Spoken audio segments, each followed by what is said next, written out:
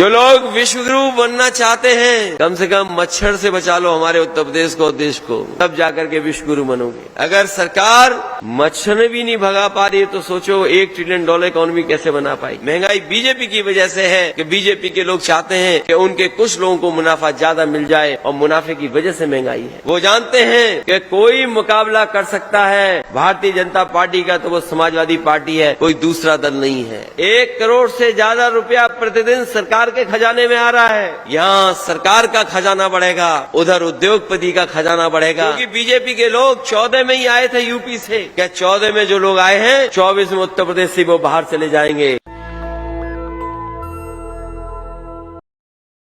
जैसा कि आप में से साथी जानते होंगे, इधर बहुत सालों के बाद इस तरह का कार्यक्रम हरदोई में हो रहा है। चुनावी जनसभाओं में या अन्य कार्यक्रमों में तो हम लोग मिले होंगे, लेकिन लगातार 2 दिन के कार्यक्रम में हम लोग पहली बार मिल रहे हैं। ये कभी हम लोगों ने 30 साल पहले इस तरह का कार्यक्रम किया था, जहां बैठ करके शिविर चला था। आज 30 साल बाद हम लोग एक साथ बैठ करके 2 दिन कुछ न कुछ सीखा है, कुछ न कुछ समझा है, और मुझे पूरा भरोसा है कि यहाँ के कार्यकर्ता, नेता और बूथ स्तर के हमारे साथी इन सब चीजों को अपने अंदर याद कर करके रखेंगे, अमल करेंगे और समाजवादी पार्टी को मजबूत बनाने का काम करेंगे। मुझे उम्मीद है कि आने वाले चुनाव में समाजवादी पार्टी सभी चुनाव जीतने जा रही है। हम अपने कार्यकर्ता साथियों का धन्यवाद देते हैं। और ये बात मैं इसलिए कह रहा हूं कि इसमें 1000 करोड़ से ज्यादा का बजट खर्च हो चुका है। यहां अगर कोई प्रधान होगा, गांव स्तर पे राजनीति करता होगा तो जानता होगा कि सरकार की तरफ से पैसा आ रहा है, थोड़ा बहुत पैसा दे रहे हैं। बजट में तो कहते हैं 1000 करोड़ दे रहे हैं, लेकिन सच्चाई ये है जमीन पर पहुंचते पहुंचते वो 1000 करोड़ रुपए कहां चले जा रहे हैं किसी को नहीं पता। ये इतनी बड़ी समस्या हो गई है कि अब सरकार के भी हाथ में नहीं बचा है। अभी तो सांड नहीं खत्म कर पाए। ये सरकार के लोग हैं जो उत्तर प्रदेश को $1 ट्रिलियन इकोनॉमी और भारत को विश्व गुरु बनाना चाहते थे। और जो लोग जानते होंगे, विश्व गुरु बनाने वालों की सरकार चलते हुए देख रहे होंगे, तो बताओ आज डेंगू बीमारी से कितने लोग बीमार हैं। कोई गांव नहीं बचा जहां डेंगू बीमारी से लोग पीड़ित न हों। जिला अस्पताल दिखाइए या कोई मेडिकल कॉलेज दिखाइए, हर जगह डेंगू के मरीज बैठे हैं, एक बिस्तर पे 2-2 लेटे हैं। लेकिन इस सरकार के पास कोई इंतजाम नहीं। अगर सरकार मच्छर भी नहीं भगा पा रही है तो सोचो $1 ट्रिलियन इकोनॉमी कैसे बना पाएगी। जो लोग विश्व गुरु बनना चाहते हैं, कम से कम मच्छर से बचा लो हमारे उत्तर प्रदेश को, देश को, तब जाकर के विश्व गुरु बनोगे। अभी मैं राज्यपाल कश्यप जी का सुन रहा था भाषण। उन्होंने कहा कि मैं 20 फुट का गेट कूद करके चला गया। फिर मैंने आदरणीय राजीव वर्मा जी का सुना, उन्होंने कहा कि 10 फुट कूद करके मैं चला गया। लेकिन सच्चाई यही है कि हमें मजबूरी में वो गेट फांगना पड़ा।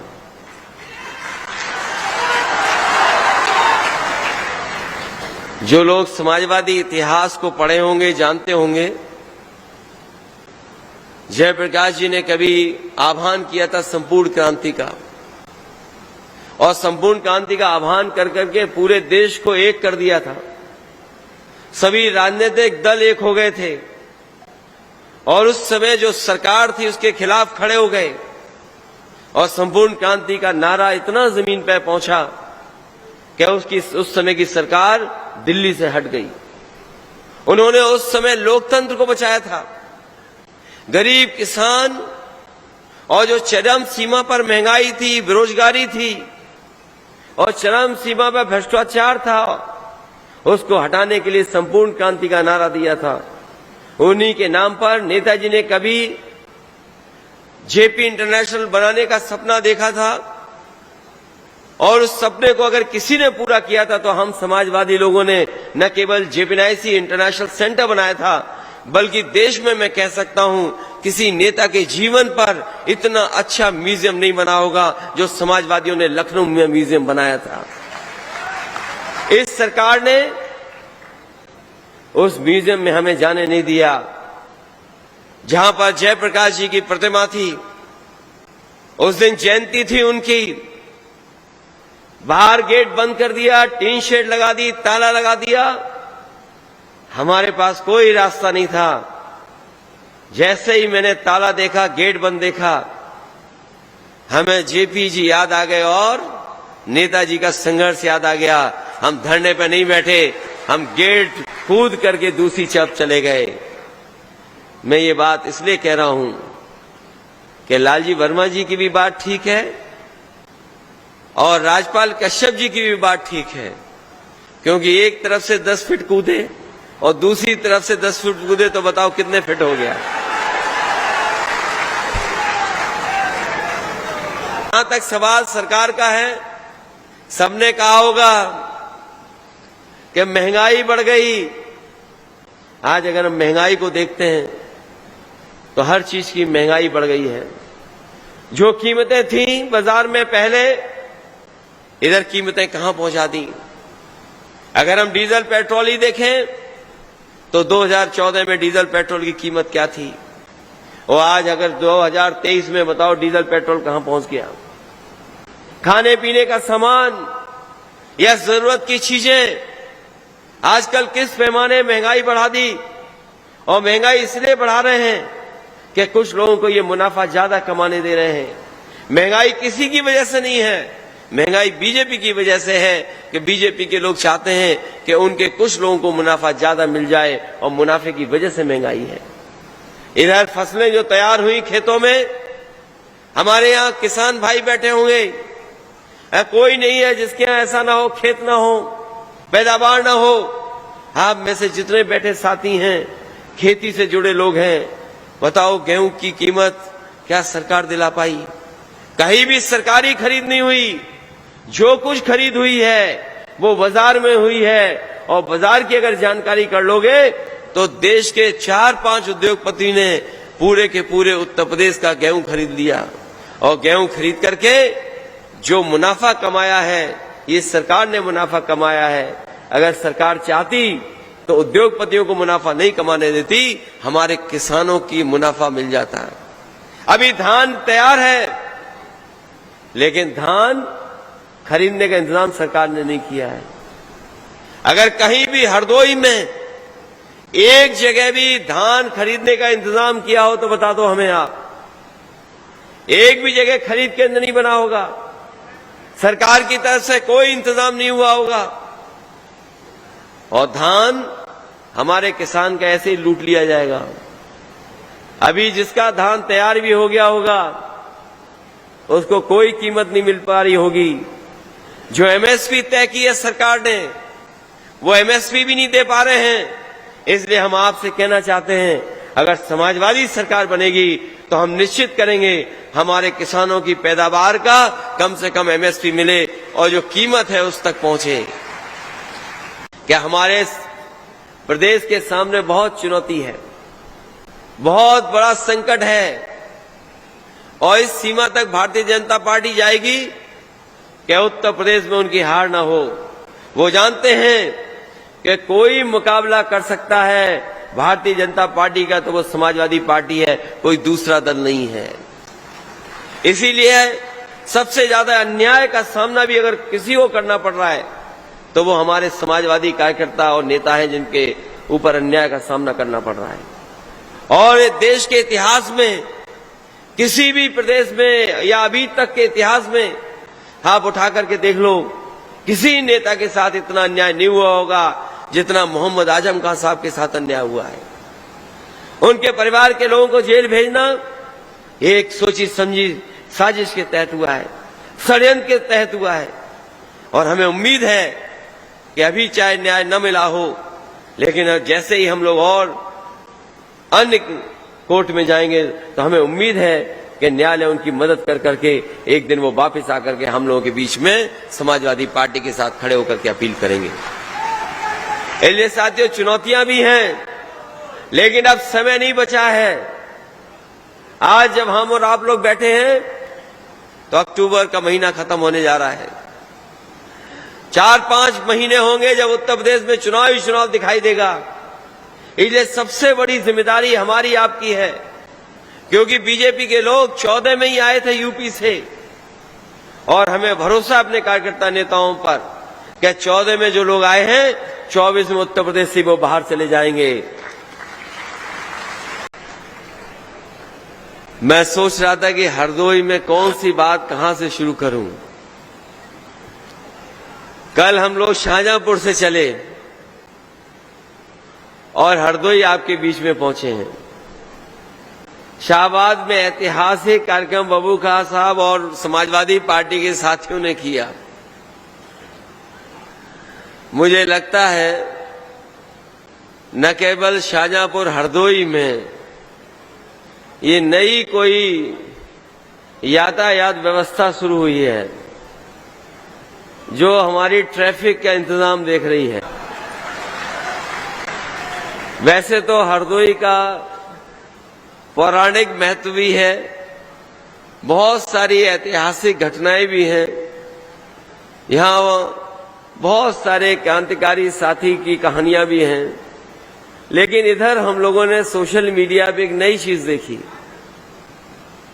और मुझसे रहा नहीं गया। वो तस्वीर, वो वीडियो हमने भी सोशल मीडिया पे डाला। वैसे तो अभी तक हम लोगों ने सांड डिवाइडर पे देखे थे, सड़कों में देखे थे, खेतों में देखे थे, लेकिन हरदोई के सांड भी कमाल के हैं। 1 फ्लोर नहीं 2 फ्लोर चढ़ करके तहसीलदार की पूरी ऊपर वाली छत पे खड़े थे। मैं उन पत्रकार साथियों का भी धन्यवाद देता हूं जो लाइव कवरेज के लिए वहां पहुंचे थे। मुझे जानकारी मिली कि हरदोई में दूसरे फ्लोर पे सांड चढ़ गया। एक तो समझदार सांड था तो वो सीढ़ी के माध्यम से उतर आया, लेकिन जो दूसरा उतरा नहीं उसके लिए हाइड्रा का इंतजाम किया गया, तब जाकर के वो सांड उतरा वहां से। कमाल है सरकार का। और इसलिए मैं इस बात को कह रहा हूं, बीजेपी वाले कहते हैं कि समाजवादियों को पता नहीं क्या हो गया कि ये सांड की बात बहुत करते हैं। मैंने एक बार विधानसभा में वो सूची दी सरकार को कि कितने लोगों की उत्तर प्रदेश में जान जा चुकी है केवल सांड और जानवरों से।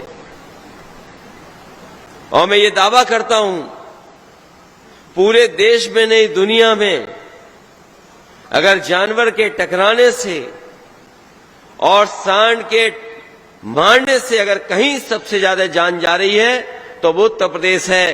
कोई दिन ऐसा नहीं है जिस दिन हमें ये खबर उत्तर प्रदेश से न मिल रही हो कि एक सांड ने किसी की जान न ले ली हो। हमने कहा कि आगरा लखनऊ एक्सप्रेसवे और इस गंगा एक्सप्रेसवे में यही फर्क है कि जो कुछ मुनाफा हो रहा है आगरा लखनऊ एक्सप्रेसवे में वो सरकार के खजाने में जा रहा है, और जो गंगा एक्सप्रेसवे में मुनाफा होगा वो किसी उद्योगपति की जेब में जाएगा। यही फर्क है गंगा एक्सप्रेसवे में और आगरा लखनऊ एक्सप्रेसवे में।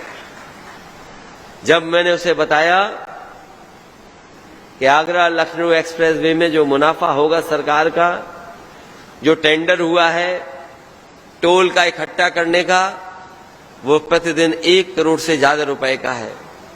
सोचिए 1 करोड़ से ज्यादा रुपया प्रतिदिन सरकार के खजाने में आ रहा है। वो सरकार का एक्सप्रेसवे है।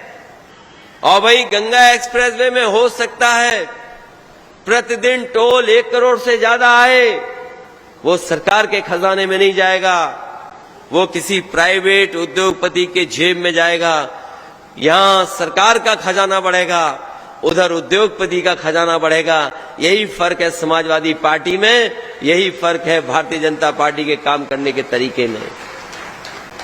अभी आपने सुना होगा विधानसभा में मुख्यमंत्री जी कह रहे थे कि हमने इतने रोजगार दिए, इतनी नौकरी दी हैं कि आज उत्तर प्रदेश में जो बेरोजगारी दर है वो 4% रह गई है। अगर हम उस गणित का हिसाब किताब लगाएं तो मुख्यमंत्री जी के कहने का मतलब है कि 100 में केवल 4 रोजगार बचे हैं, बाकी सबको नौकरी या रोजगार दे दिया है। क्या ये सच्चाई है? बताओ आप सब लोग। किसी गांव में चले जाएं, हो सकता है उस गांव में 100 के 100 बेरोजगार हों। ये सरकार कह रही है कि 100 में 4 बेरोजगार हैं, लेकिन सच्चाई ये है किसी गांव में चले जाओगे आप तो 100 में 100 बेरोजगार होंगे। उनके पास न नौकरी है, न काम है, न कोई भविष्य में उनके पास रोजगार का इंतजाम है। और अभी ठीक ही कहा लालजी वर्मा जी ने कि बीजेपी वाले ये प्रचार करते थे कि समाजवादियों की सरकार बनती है तो केवल एक लोगों का भला होता है। और मुख्यमंत्री जी ने तो सदन में आकर के न जाने कहां से फर्जी एक सूची दिखा दी हम लोगों को और कहा कि इसमें देखिए कितने एसडीएम हो गए एक ही जाति के। जब मैंने उनसे पूछा क्या सूची दिखा रहे हो तो बोले कि आपकी सरकार में 46 में 56 हो जाते थे एक जाति के। मैंने उनसे कहा कि वो सूची हमें दे दो, कई साल हो गए हैं अभी तक मुख्यमंत्री जी सूची नहीं दे पाए हैं। सोचो हमारे कैसे मुख्यमंत्री हैं जो 46 में 56 बता देते हैं कि एसडीएम हो गए हैं। नेशनल दस्तक की आपसे गुजारिश है कि अगर इसको बचाना चाहते हैं तो नेशनल दस्तक को सब्सक्राइब करने के लिए रेड कलर के सब्सक्राइब बटन को दबाएं, फिर बेल आइकन की घंटी दबाएं। नेशनल दस्तक को बचाने के लिए बहुत जरूरी है कि हर खबर को शेयर करें, लाइक करें, कमेंट जरूर करें।